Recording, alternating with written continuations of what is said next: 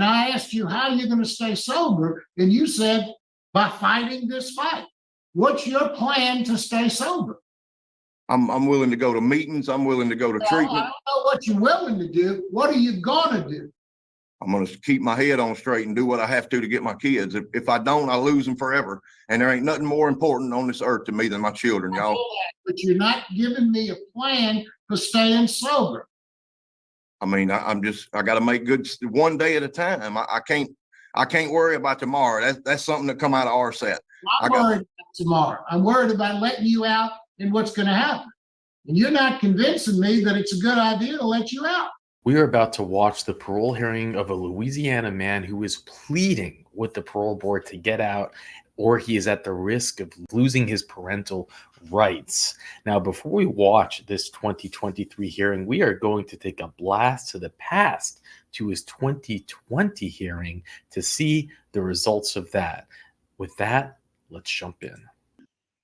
All right. Well, So you are Patrick Spencer, DOC 624536. You're classified as a third felony offender. You were sentenced initially February 5th, 2015, theft $500 or more. You received an 8-year sentence. Theft, illegal possession of stolen things, 1 count. You received an 8-year sentence. Also on that date, simple burglary, 8 years, theft of a firearm, 8 years.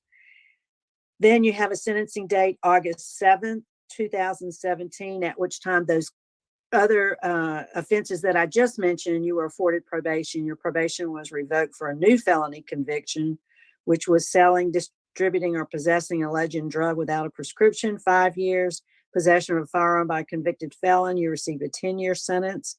And then you have another sentencing date, September 17, 2018, as a habitual offender, possession of methamphetamines, you received a 10-year sentence.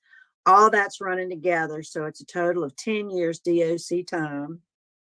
Your parole eligibility date was August 14, 2020. Your good time date has been adjusted to August 29th, 2026. Full term is February 15, 2027. Does all that sound correct to you? yes, ma'am. I think so. You think so? That's a lot of information. So Yes, let me ask you some questions, and I want to talk about your disciplinary conduct record. And I noticed that in 2018, you were removed from the Angola reentry program for disciplinary reasons. Tell us about that.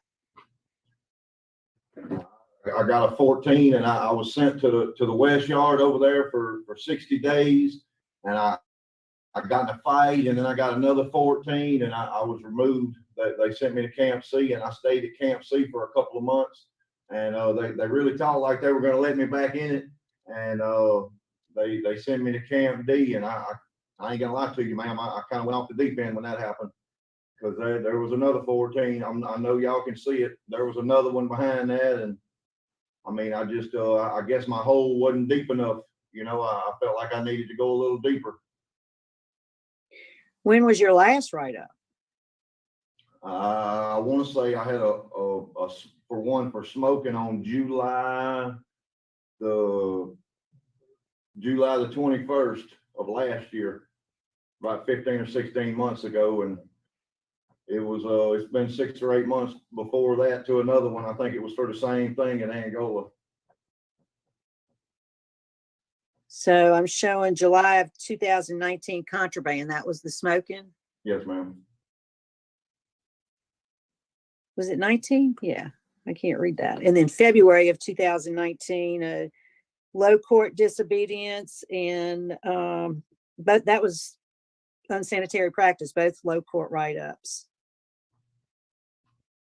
And then aggravated disobedience. What was number 14? Intoxication. Okay. So that's why you were removed from, Yes, ma'am. how long you been there? Hey, Rayburn? Yep. Oh, I got here July the 14th or 15th of 19, I believe. So a little over about 15, 16 months. So tell us what you do with your time at Rayburn. How do you spend your time?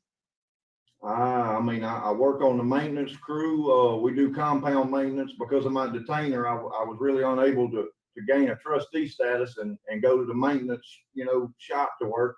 So I do compound maintenance. I volunteer in the kitchen a lot of times when the right people's in the kitchen. They'll let me come in there anytime I want to. I'm on the lawnmower crew, and really the rest of the time I walk the yard. I walked the bottom out of 2 pair of shoes in the last 6 months. So, that's What really do you do in the kitchen when you go? What do you do in the kitchen? Wash dishes. So you just go wash dishes? What do you mean when the right people are in there? Well, there's 2 different shifts, and I've never tried to go in on A team, but when B team's in there, I used to work for her before I was on the maintenance crew. So I just, when they're short-handed, I go wash dishes, and they feed me good. I mean, it really just passes my time, Right, I get it. What's the detainer for? The same, the initial charges you read from 14, it's for a TV from Waltall County, Mississippi. And I've tried everywhere in the world to resolve. I got a copy of all my correspondence that y'all probably have in there, but it's a lot to read because I've, tried repeatedly, and they wouldn't do anything about it. The sheriff's department wrote me a letter back and said that, we're just gonna have to wait till you get done over there. If you make parole, we'll come get you.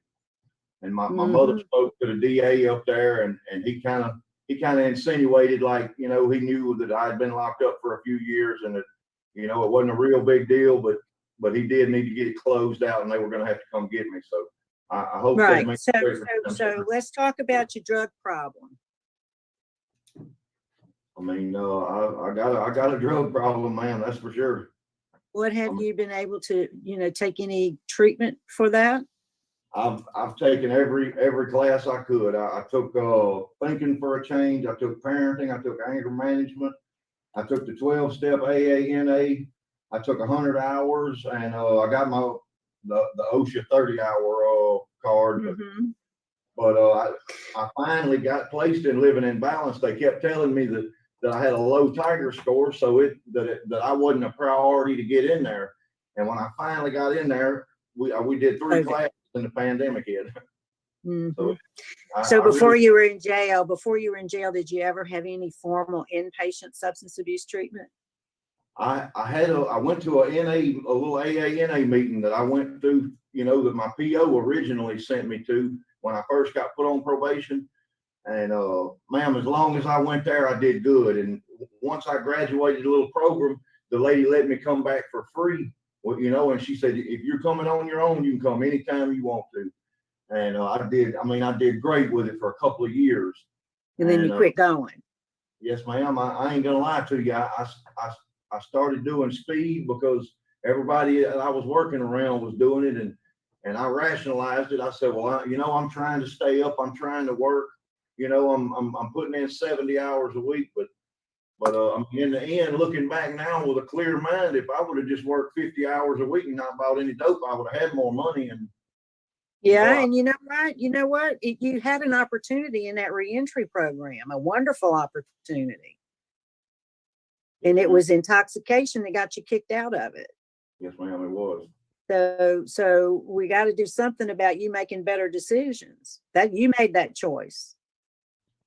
Well, ma'am, I think what happened when I got to Angola, that's a prime example of why I needed to come to prison to start with. That's how I showed up thinking. I can't justify it. I'm ashamed that this was necessary, but I learned a lot on this, ma'am. I'm glad to hear that. I think the last, you look at that first year at Angola, and you can see I was still going down. And that last 14, I'm going to be brutally honest with you. I was in a cell at Camp D, and I had blood and vomit all over my hands. And I'm sitting there and I'm saying, God, why are you doing this to me? And it was like, all of a sudden I seen that the blood and the vomit's on my hands, and I realized that he wasn't doing this to me, that every time something bad happened, that was my question. Oh God, why is this happening? But the correct answer was, why am I doing this to myself? And that day in that cell, I made a decision that this ain't how I wanted this to end. And I mean, I did what I had to do to get back in a regular dorm. I got my geographical transfer, and I mean, other than that, right up here, ma'am, I haven't had any, you know what I mean? I've tried to work around here. I've tried to do the right thing to the best. I mean, it's hard, but Yep, I know. Well, Yep. Well, let me hear I've from tried to Warden show it. Bickham. Let's see what he has to say about you. Warden Bickham? All right, well, Patrick is correct. He does work hard. He works compound maintenance. One of the reasons why they don't want to elaborate on the kitchen is because I get all over their behind when I find out they're using people that's not assigned in there. But they does go to the kitchen and work when they short-handed and does a good job up there. He's only been here a little, since July last year, but they've had him on compound maintenance now for 9 months. And like I said, if it wasn't for the detainer, we'd have him as a trustee. All right. Good. Good to hear. Thank you, sir. Ms. Wise, would you like to have any questions? I have no One more questions. thing, I'm sorry, on the classes, he would have been in more classes, but we identified that on their title score, if certain questions, the way they're answered, doesn't allow them, it doesn't recommend them for those classes. And that's something that they've been meeting about, making whether they're gonna make a change or two in those questions. But that came Yeah, I up hope when they do. Well, thank you for that clarification. I appreciate That's that. one reason he didn't have as many classes as he probably would have had. Okay, good. Thank you. Okay. Mr. Roshan? Madam Chairman, I have no questions. All right, I think that Ms. Painter wants to speak. If somebody could unmute the microphone, we'd like to hear from. Yes, ma'am. I'm Susan Painter. I'm Patrick's mother. I tried my best to raise him right. He knows better. I've never condoned what he did. I have fussed at him. I have raised Cain at him. And I've told him time and time and again, your choices on friends and your choices of what you're doing is going to get you in trouble. He has 2 children, 1 6, 1 4. And basically, the most they know about their daddy is from visitations to prison to see him and talking to him on the phone. I need him. They need him. But my biggest thing is when he first went to prison and I was talking to him every day that I could, it's like I'm thinking he's where he needs to be. But over the last 3.5 years, I have seen a big change in him. He's finally admitted to me the best friend he ever had was his mother. When I used to tell him, you got to get away from your friends. They're not your friends. They're not your friends. Once he started having kids, it was your friends need to go. You got a family to raise. You got a mother that needs you, an aunt that needs you. I have prayed. I've prayed. I really feel like that he's ready for a chance. I've told him, if you get out and you blow this, the 2 boys are going to meet my concern. I love him. I'll always love him. I don't condone what he did. I never did. But I need him. Most of all, his 2 babies need him. Any consideration y'all would take on this, I would appreciate it. And I feel like he would. He's learned a lot. Thank you, Ms. Painter. We appreciate you taking the time to spend with us this afternoon. Thank you. Patrick, what do you want to say to us before we vote? I'd like to say, that I can't sit here and tell y'all I got all the answers, ma'am, because I mean, that wouldn't be the truth, but I got more answers than I started out with. And at least I think I got the right questions at least. And the question is, what was causing my self-destruction? If I'm willing to do whatever it takes. I'm willing to go to meetings. I'm willing to take a curfew. We can do an ankle bracelet. I believe I'm a better man for having gone through this, ma'am. If y'all would have told me on August the 7th of 2017 that I would, at the end of this, I'd look back and I'd say, you know what, that was positive.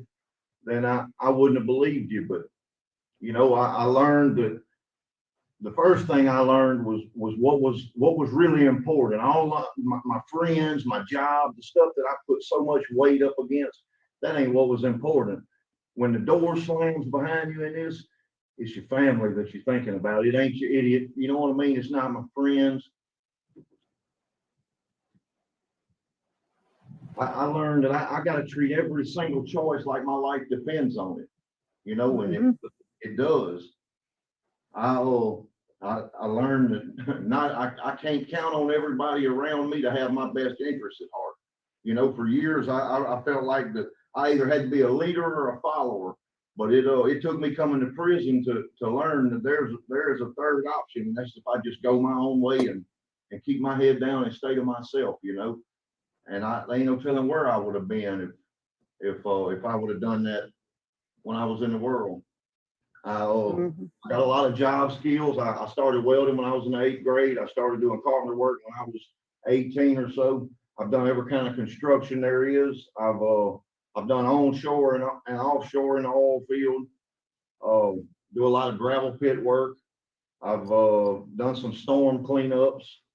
I'm really hoping to get in on some of this money in Lake Charles. You know, they happen to need a lot of carpenters over there now, and I mean, I'm a good carpenter, man. I'm glad to hear not, that. You got a lot of time know- hanging over your head. You know that, right? I'm going to ask my colleagues, I would like an executive session to discuss confidential matters. Can we have a roll call? A second. Thank you, Mr. Roche. Ray or Teresa, can we have a roll call? Ms. Parole, Yes. Mr. Roche, Yes. Ms. Renazzo. Yes. So we'll be in executive session for a few moments to discuss confidential matters. We'll be right back with you. Stand by.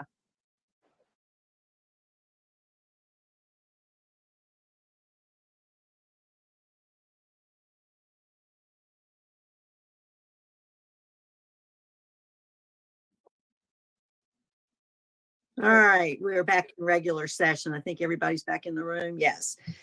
So Patrick, we are prepared to vote, and we're going to start with Ms. Pearl Wise. Patrick, let me be honest with you. When I was reading your report last night, I had made a decision in my head, and it's not the decision I'm going to pronounce today. I like what you said when you said, I guess my hole wasn't deep enough. I had to just keep on digging. And I love that insight. I love that insight. My vote is to grant. You have a low Tiger score. You have good programs based on availability and the warden's comments. And after you finish with the detainer, what state is the detainer in? Mississippi. In Mississippi. After you finish with your detainer in Mississippi, I want you to get a substance abuse evaluation and follow their recommendations. Yes, ma'am. All right, that is my vote. Thank you, ma'am. Thank you, Ms. Wise. Mr. Roche?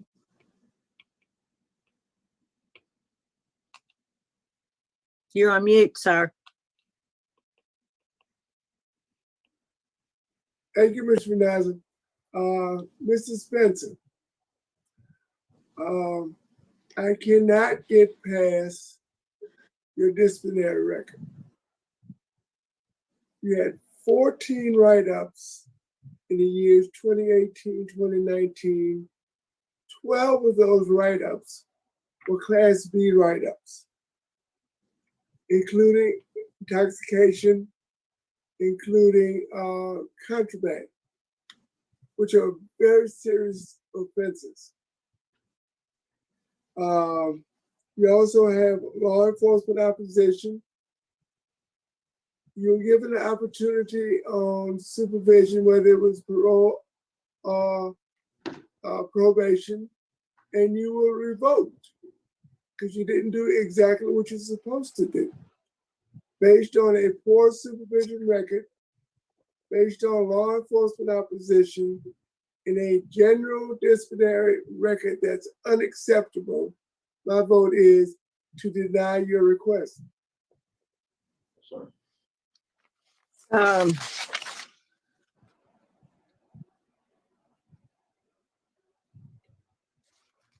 My vote Patrick is, I was on the fence about you. I too hate your disciplinary record. I hate you made the decisions, the number 14s, because but it took you a while. At some point you figured it out, and maybe it was the time you did it at Camp D. It's like you said, I'm glad you landed there. But when I looked at your record, I was like, there's no way I can vote for this guy. But I did hear what Warden Bickham said. I've heard what your mother has said. I've heard what you said. You have a low risk score. My vote today would be to grant your parole to the detainer with the same special condition that Ms. Wise has suggested, and that's that you have a substance abuse evaluation and you comply with whatever treatment plan is recommended. So I'm not sure. I'm looking at your record to see if you qualify for a 2/3 vote. I'm going to ask staff to clarify that with us. Stand by just a moment. Ms. Renaza, Yes, sir. the 2/3 vote sheet is in the PPI. Okay. Ms. Renatza, has he completed GED, Yes, he has a GED. pre-release? Yes, yes. Yes, he said he did. Okay, I do see the fact that he does have a moderate Tiger though, so he would not qualify. Warden Bickham, can you confirm that? My record shows a low score. I'm pulling it up now. He actually, what it is, he has a low risk score, but he has a moderate need score. So he actually qualifies as far as having a low risk score. Okay, so I think I believe he does qualify for the 2/3 vote. So having said that, Madam Patrick? Chairman, I don't think he's completed substance abuse. It's not a requirement for 2/3. Mm-hmm. It is a It is? requirement if there's substance abuse at the facility. So has he completed substance abuse at RCC? Right now, he is currently participating in Living in Balance. If he completes that, then he will be able. Okay, Madam Chairman, let's do an executive session once again. Teresa? Ms. Renatza, Yes. Mr. Roche, yes. Ms. Parole. Yes.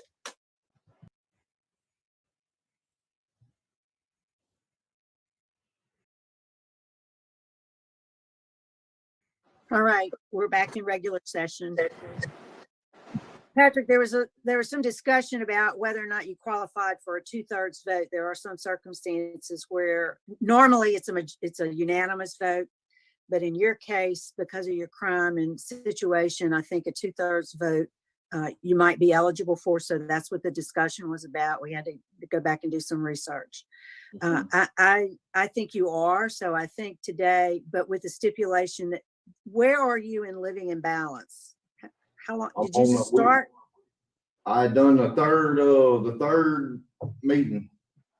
So Okay. So So on the fourth one, the vote, the grant would be contingent upon you finishing Living in Balance 1 and Living in Balance 2.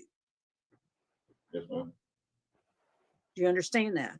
And then we're going to add special conditions that once you go and you finish taking care of that detainer, because whatever that's going to be, you got to do whatever that is. You'll have a curfew 9 p.m. to 6 a.m. unless you're at work or church. You'll have, and Ms. Wise has already indicated that you have to get a substance abuse evaluation by a professional and follow any treatment plan that may be recommended because we believe you need treatment. You will attend 3 AA meetings a week. You're to report weekly to your parole officer, weekly for the first 90 days. And then you have to submit to random regular drug screens by your parole officer. Well, You understand all that? yes, ma'am. Absolutely. And I'm gonna just tell you, my vote was premised on what Warden Bickham said. So you owe it to him. Good luck to you, sir. Good luck. Appreciate you, Warren. Thank you. Well, nothing like seeing in the future to better be critical about one's decision. And we have that future outlook because he was revoked February 20th, 2022. So again, this initial hearing took place October 23rd, 2020. However long it took him to finish that program, he got out and then he's revoked. And he didn't have a revocation hearing, or else I'd film it for you. I asked Richard, is it possible it's hidden there somewhere? And it's not in any of our spreadsheets. And, Richard believes, and I agree, that he wanted to just start the clock immediately, not risk waiting for the revocation hearing. The time is kind of weird how they calculate that. It's a lot of unknowns. And he maybe got good legal advice to just allow himself to get revoked and not contest it with the revocation hearing.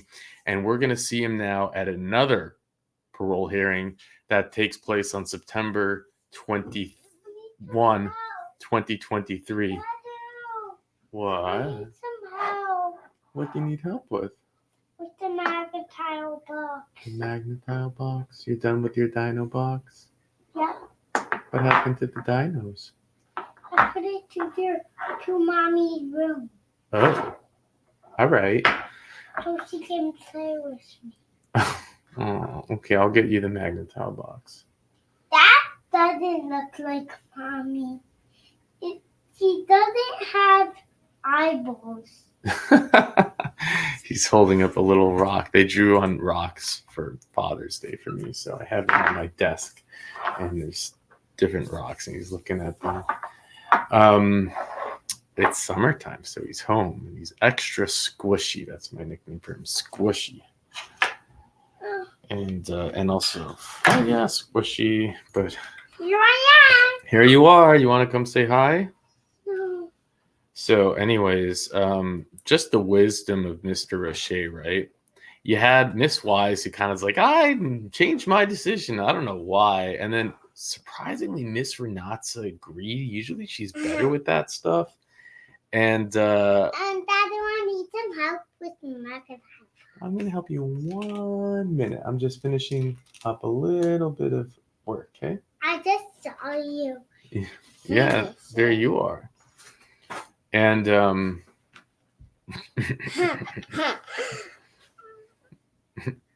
and okay, so what was the train of thought? And Mr. O'Shea's just like, no. He's like, with all those write-ups that you have, like, it's not going to happen. And he's, let's wait till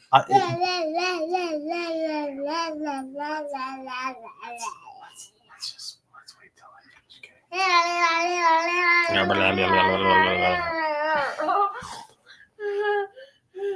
Okay, so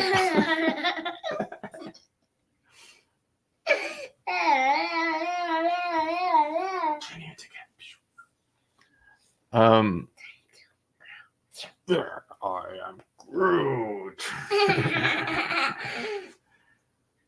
Okay. So what was I saying? Right. 14 write-ups. 14 write-ups is a lot of write-ups. 2 substance abuse write-ups. It's like, hello. And Mr. Roche didn't buy any of it. But Mr. Renat said, and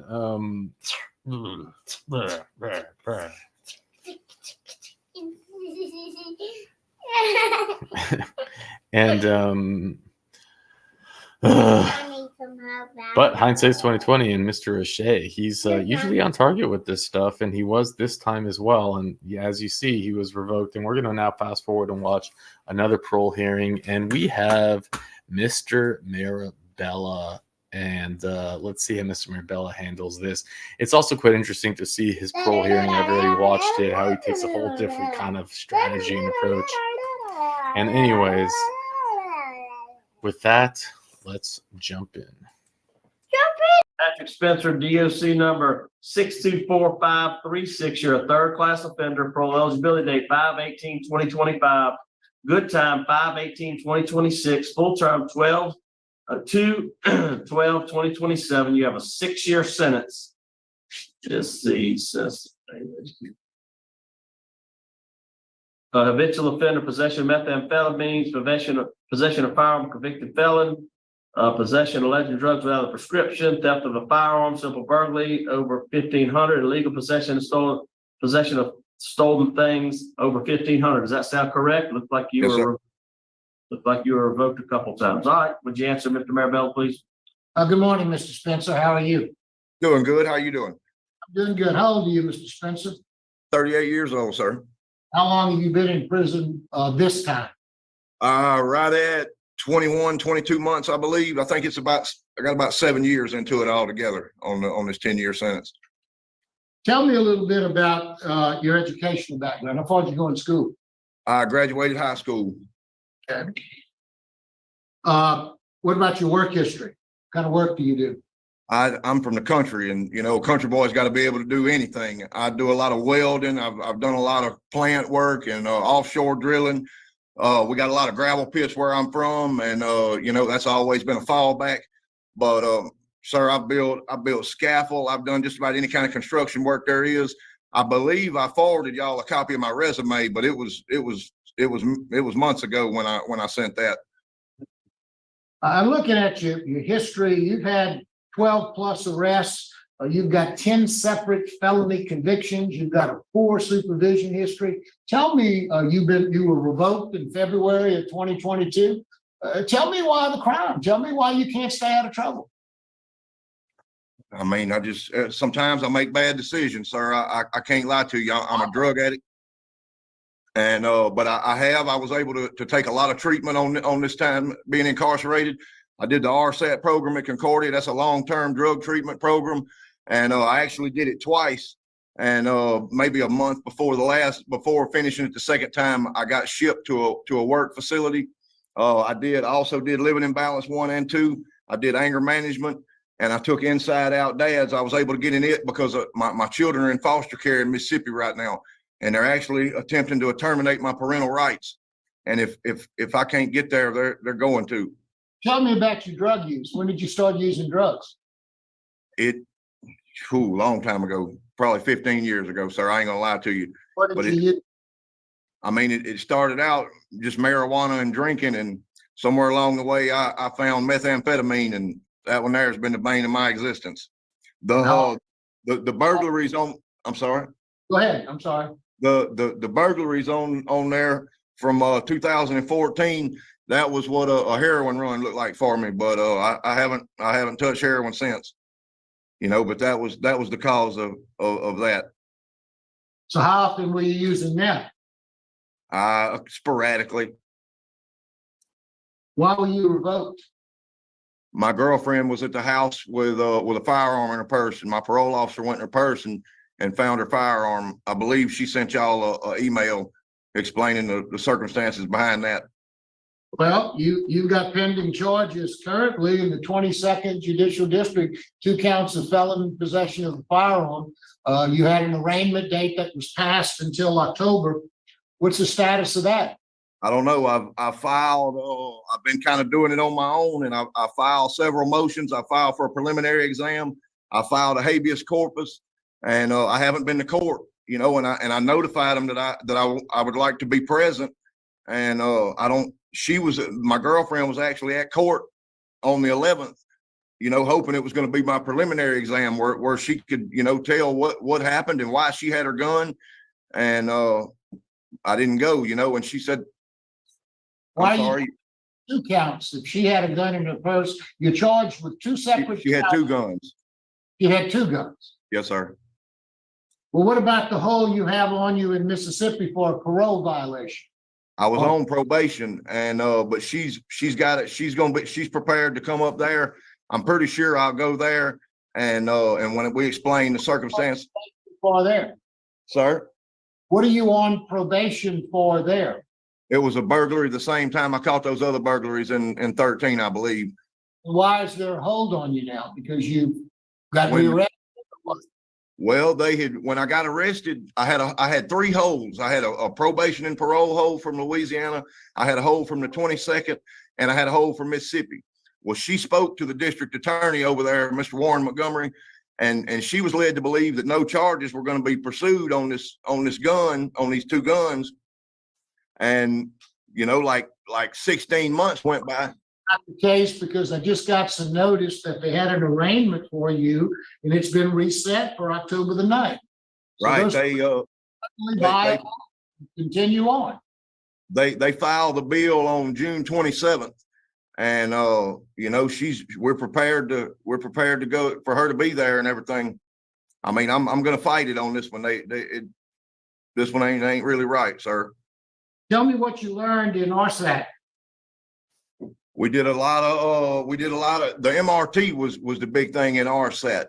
And, we did a lot of self-reflection. And the one thing that comes to my mind was there was an exercise in there about the 5 worst times of my life and the 5 best times of my life. And all the 5 best times in my life come from being around my family. And all the 5 worst times of my life come from my drug use. You know, and it's impossible not to connect the dots there. How are you going to stay sober if you get out? Well, my children are in foster care right now. And y'all, look, if I tried to explain to y'all the Pro Se legal campaign that I've waged across 2 states to try to get to them, and they're trying to terminate my parental rights because it took me too long to. It's sober. Well, I believe that my children doing drugs. How are you going to stay sober? What is your plan to stay sober? To get my kids and to focus all my attention on them. They've been through a horrendous experience. What are your triggers? Sir? What are your triggers? You know what a trigger is for drugs? Yes, sir. The same people, the same places, and the same things. How about stress? How about problems in life? How about things that don't go right? Yes, sir. All of those too. And you just described to me a fight that you're getting ready to take with the people in Mississippi about trying to get your kids back, something that's going to be tremendously stressful. And I asked you, how are you going to stay sober? And you said, by fighting this fight. What's your plan to stay sober? I'm willing to go to meetings. I'm willing to go to treatment. I don't know what you're willing to do. What are you going to do?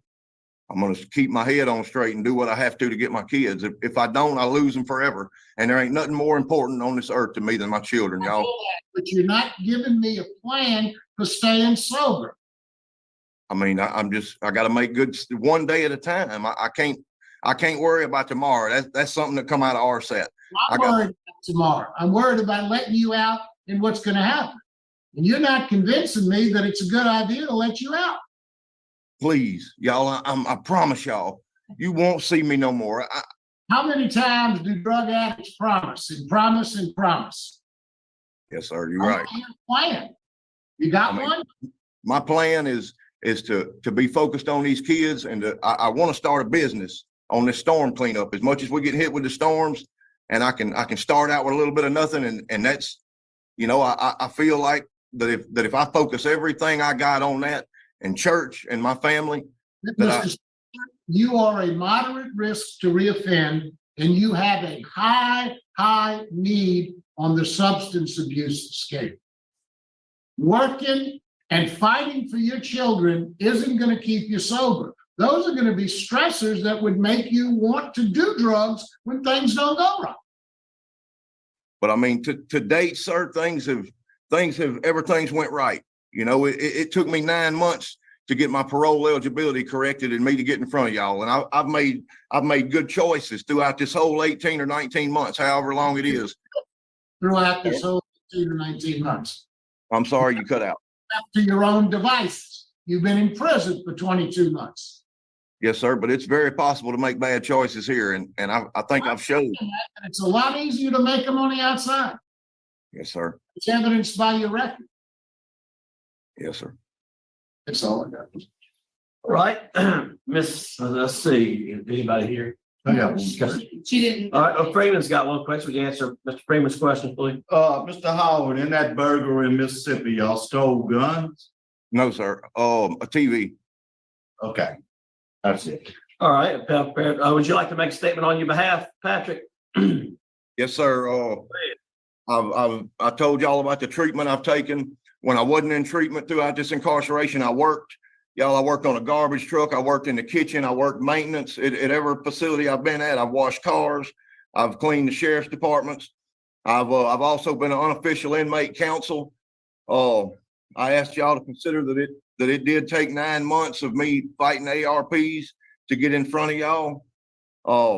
I asked y'all to consider the fact that my children are in foster care, and that if I don't make parole, that they're going to try to terminate my rights and adopt my kids out, and they're separated, and they need me, y'all. And I can't even describe to y'all the legal battle that I've fought here.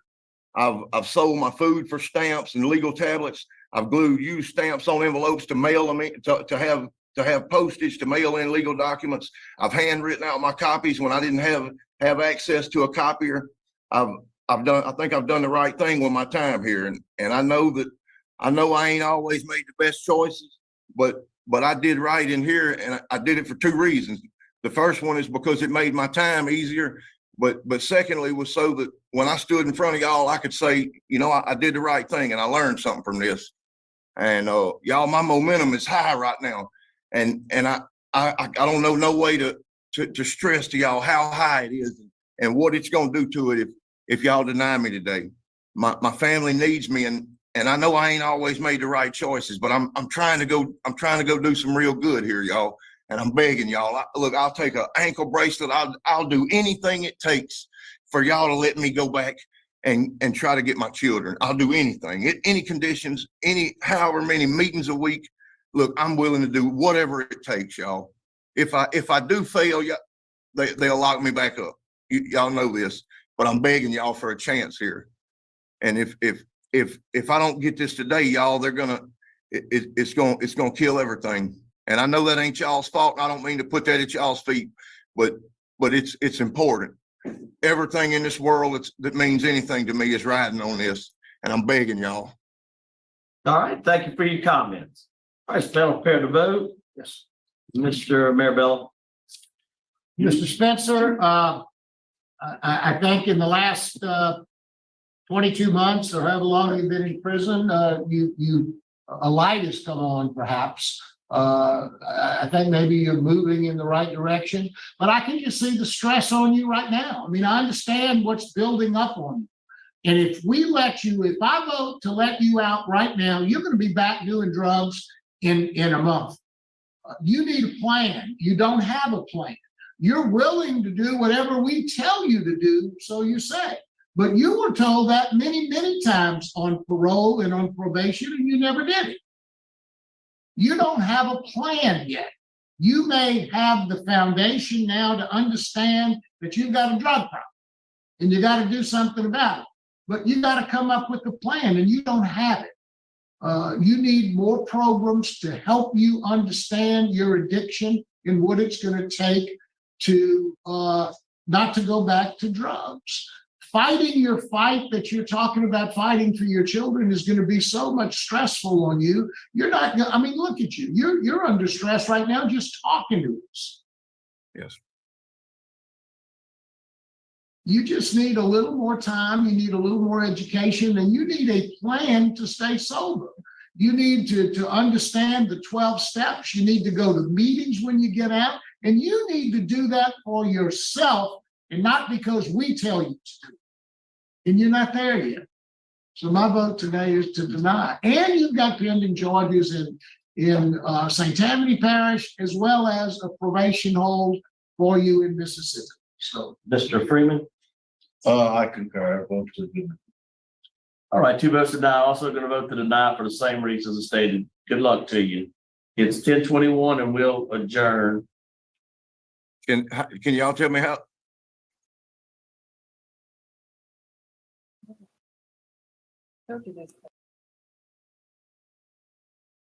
Well, that was a pretty quick no, and I think Mr. Marabella hit it on the head. I mean, this is his expertise, but they all hit it. And when you see the prior hearings and what he says and what you see now, it's and also compared to how you see others come up for parole, he didn't say the right things. It's like, I'll do whatever you want. I'll put on an ankle bracelet. I'll take this program. What he had to do was come in and say, I'm going to do 90 and 90. I am going to, this is my sponsor. This is my program that I'm going to take. And he just didn't do it. And it's kind of, I mean, he's not even 40 yet. And gosh, he looks like he's been through a whole lot, huh? And it's just like the maturity and insight wasn't there. And you would think with all this time in the DOC and all these programs and that he would at least know what to say. And it was clueless, just completely clueless, because coming out and begging to get out because you're afraid of losing your kids is not going to get you parole in Louisiana. Might get you in Iowa. Well, in Iowa, they would have released him like whatever. No big deal. Connecticut's kind of like a coin flip. Utah probably released him. But some interesting things. One is, and correct me if I'm wrong, but I don't recall him mentioning his children a single time in a prior hearing. Not once. And now it was the focal point of his parole. And something else is that you saw who was not there at his parole hearing. His mother wasn't there. His relatives weren't there. And, there's no reason for us to believe that they were incapacitated, that they couldn't make it. And sometimes, that people, they just burn every bridge they have, every relationship that they have. And if you want to play the game, well, it was his girlfriend's guns. She had it. What did he really do? And it's like, it's important to take a step back and remember that he knows he's playing with fire. You're on parole. A parole agent can show up anytime, any day, no warrant. They walk into your home. They're allowed to check everything at their own discretion. And if you're willing to risk having 2 firearms in your girlfriend's possession in your place of residence, that's everything you need to know. You're not, oh, my kids, I'm selling for stamps. And it's like, you might get sucked into that and feel bad, but then it's like, enough trying to manipulate us. I don't buy it. I don't believe it. And a year ago, man, you probably would have, but after all these parole hearings, I'll just, it's like your kids are probably better without you. You've been doing this for decades. And it's sad to say that, but man, I just don't believe it. And I think it was the right decision to deny. I think they said his good time date is in 2026. We might see him one more time up for parole with the new board. Let's see. Let's see if we do. But you can learn a whole lot, and again, it just makes you wonder how Miss Renata and Miss Wise so easily granted on the last time. Anyways, with that, I'll let you go. I took advantage of a young girl. Well, explain to me exactly what you did. Taking advantage of a young girl could be taking her doll away. What did you do? No, sir. I touched her in a very inappropriate way in private area of her body. Why did you do that? Poor impulse control. I've never really thought about doing anything like that. I've never had a history of that. The situation arose and I acted on a thought. How old was this little girl? 10 years old. We are about to watch the parole hearing of a cockroach who received just a 7-year sentence as a plea deal. We'll go into some of the details, including an update on his status at the end of the hearing. With that, let's jump in. Kenneth Sherrick, DOC number 758318. You're a second-class offender. Parole eligibility date 10/12/22/2021. Not eligible for good time. Full term 6/22/2025. 7-year sentence and indecent behavior with a juvenile. Does that sound correct? Yes, sir. All right, please answer, Mr. Marabella. Good morning, Mr. Sherrick. How are you? I'm fine, sir. Good morning. How old are you, Mr. Sherrick? 66. And how long have you been in prison on these charges?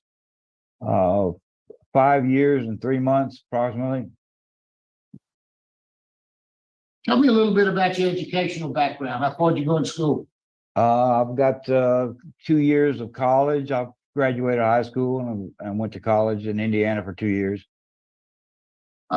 Looking at your record, you've got a pretty substantial arrest record.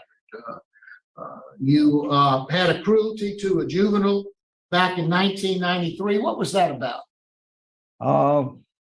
You want the long story? I just want you to tell me what happened. I came home from work one day. My sons had gotten into a gun cabinet and fired 500 rounds of ammunition. I spanked. How old was your son? My son was about 14 years old. I spanked him on the butt. I hit him 3 licks on his butt with a belt because he lied to me. He wouldn't tell me the truth. The next day, they sent a social worker and a police to the school, and he had a welt on his behind. What you did, that's all right. 1996, you were charged with attempted murder and possession of controlled dangerous substance. What was that about? I shot a tire on a car to keep somebody from following me. And they ended up. 2005, you were charged with attempted first-degree murder, attempted second-degree murder, and damage to property. What was that about? That was I shot a gun into a trailer. Okay, so tell me a little bit about what happened in this case. Tell me what you did to find yourself in jail right now. I've learned about the crime that I committed. Well, tell me what you did, then you can tell me what you learned. I took advantage of a young girl. Well, explain to me exactly what you did. You know, taking advantage of a young girl could be taking her doll away. What did you do? No, sir. I touched her in a very inappropriate way in private area of her body. And why did you do that? Poor impulse control. I've never really thought about doing anything like that. I've never had a history of that. The situation arose and I acted on a thought. How old was this little girl? 10 years old. Now, you denied the allegations at first, said that they were lying, and actually, I think most of your discussions in your application suggest that they were lying because they wanted to get you out of the house. Why did you say all of those things? I'm trying to look out for myself. I mean, I was just, trying to find the easiest way out. So what programs have you taken while you've been in prison? Have you taken the sex offender treatment? Yes, sir, I have. Tell me what you learned in those programs. I've learned a great deal about the crime that I committed and the impact it has on victim and her family. And what's the impact it has on? Pardon me? What is the impact that it has on the victim and her family? Well, I obviously haven't had any contact with the victim and her family. I hope that she has no long-term effects from it. I think. Well, you didn't learn in sex offender treatment specifically about your case. You learned generally what happens to victims when they get molested or get raped or get attacked in some way. What did you learn that happens to victims, generally speaking, when something like this happens to a young girl, 10 years old, who gets molested by a 60-something-year-old man? What do you think that does to her? Well, I hope and pray that the victim can, that doesn't suffer any serious long-term effects from it.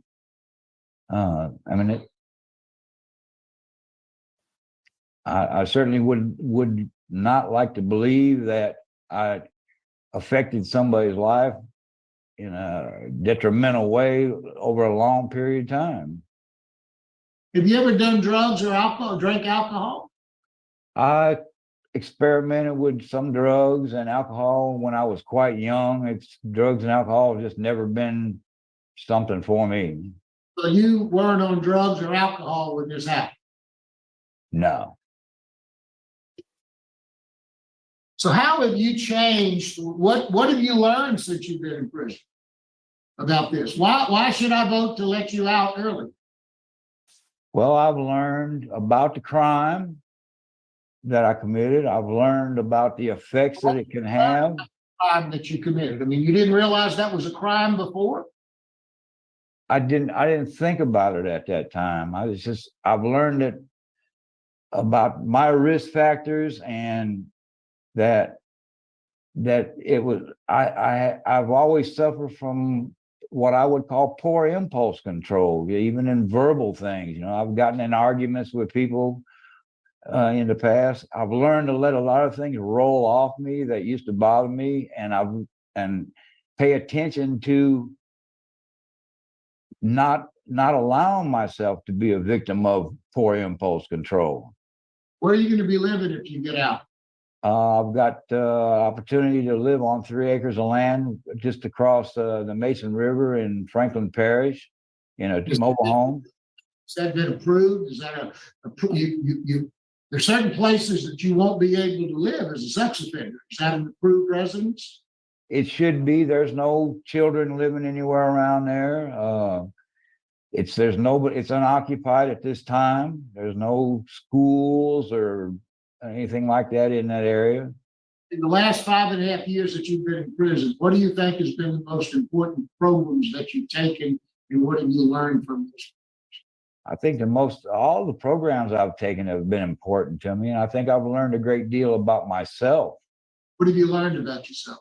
I've learned that, again, without repeating myself, too much to you, I've suffered from poor impulse control. I've always been a person that reacted and then thought about things, and that's one of the main things I've learned is to consider, to slow down, and that there's alternative choices. Everything I do is a choice, and instead of just reacting to something, I've learned to stop and think about things, and think about how my actions affect other people and affect the world around me and affect myself also.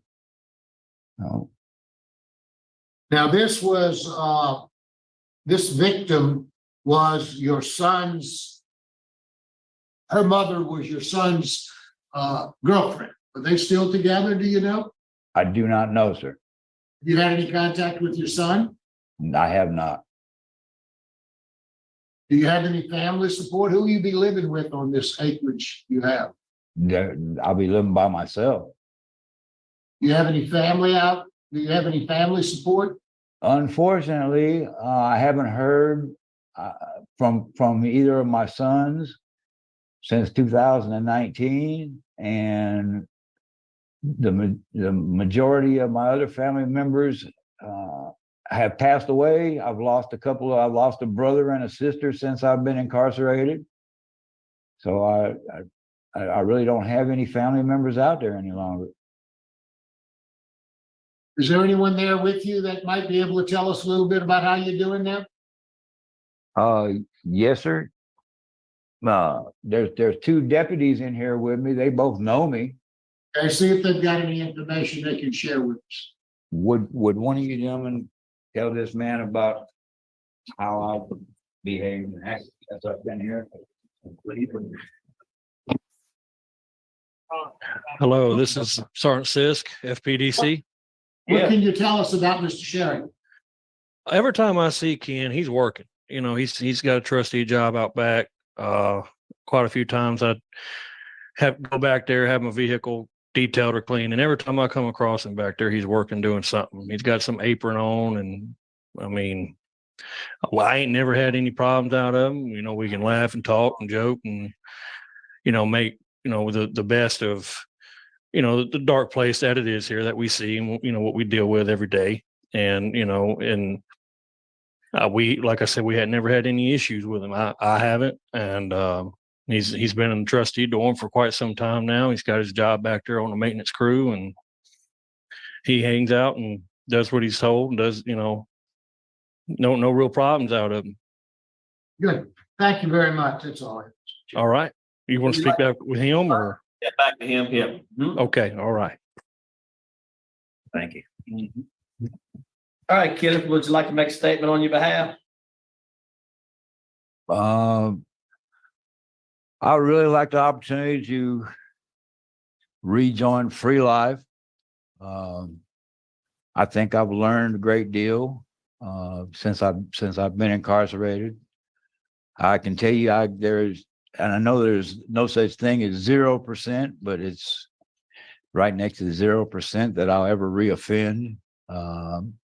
Being 66 years old, I'm looking forward to my retirement, my pension, and growing tomatoes and maybe raising a dog and doing a little fishing and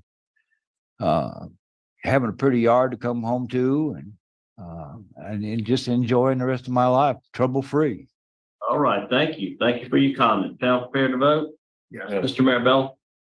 Mr. Shack, you were charged with some very serious offenses and they were reduced to allow you to plead guilty to take a 7-year sentence. I'm not really sure that you really comprehend the significance of what you've done to this young girl. You've taken some good programs. You've done some good things while you've been in prison. I think you got a good break when you got your sentence. So my vote today is to deny you and let you finish out your sentence. And hopefully maybe you can come to grips a little bit about what you really did to that little girl. That's my vote. All right, Mr. Freeman? I agree. My vote is to deny. All right, 2 votes to deny. I'm also going to vote to deny for the same reasons. You have law enforcement opposition is nature of the crime. And you still need to do a little time and figure that out. 3 votes to deny. Today, your parole's been denied. We'll adjourn at Franklin Parish at 10:38. Thank you.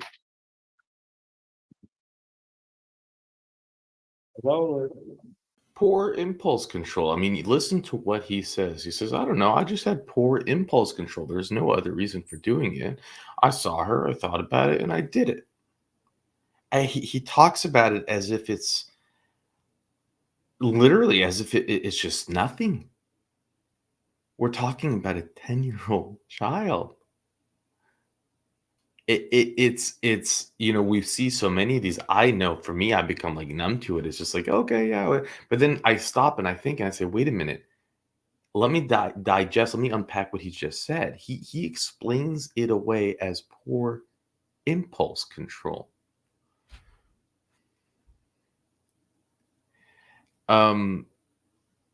He's still locked up. His full term date was 2025. The time of this recording is 7/8/2024.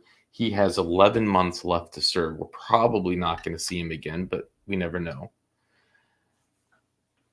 This hearing took place initially in 2023, September. What they said there, how he got a good deal, he did get a good deal because, Louisiana, they don't care about our children. The legislation, when he was charged, which was first-degree sexual assault on a 10-year-old, which is full on. This isn't carnal knowledge of a juvenile. This is full on. He was facing life imprisonment. Life. I'm on the legislation right now, defining of what this is what he was charged with. This is what it has to be.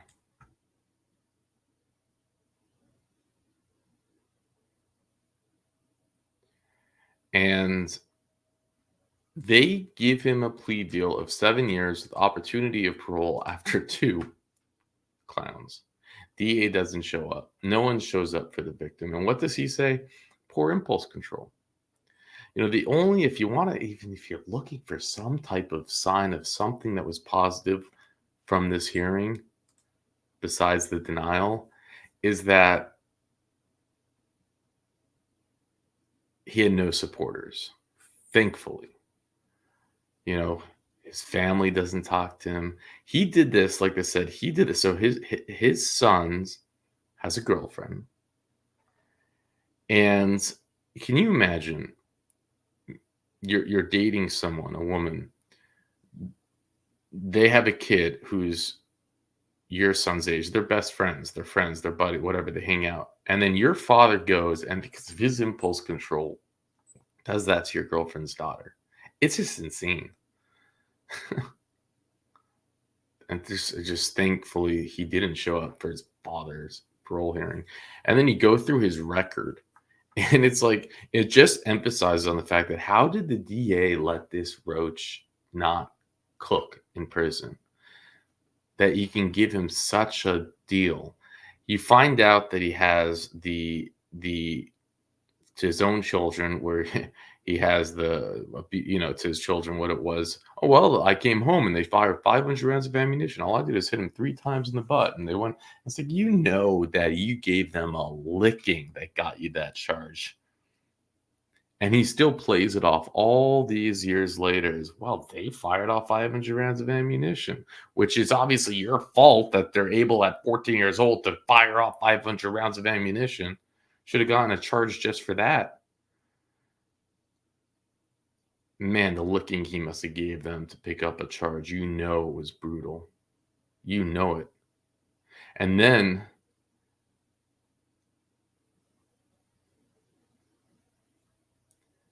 you find that, I mean, he has 2 attempted homicide charges, first degree and second degree. Oh, well, I just shot into the trailer. Oh, I just shot their tire. This guy's a loose cannon. He's dangerous.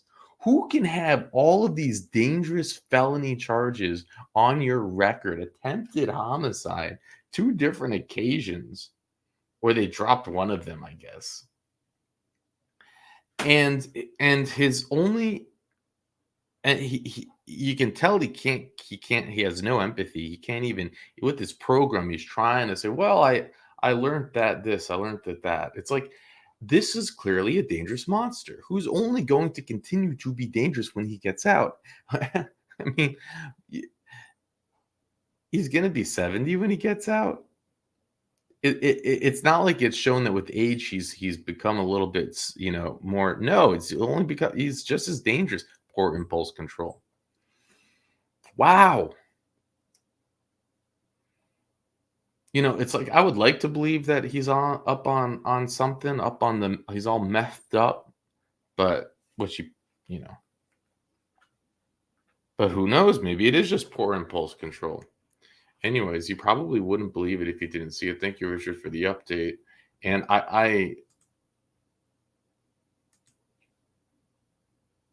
what can you do? The DA is not there because it's just a child.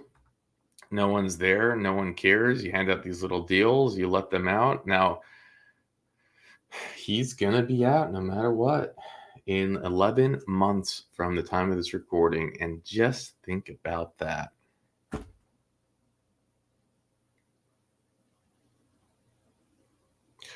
And with that, I'll let you go.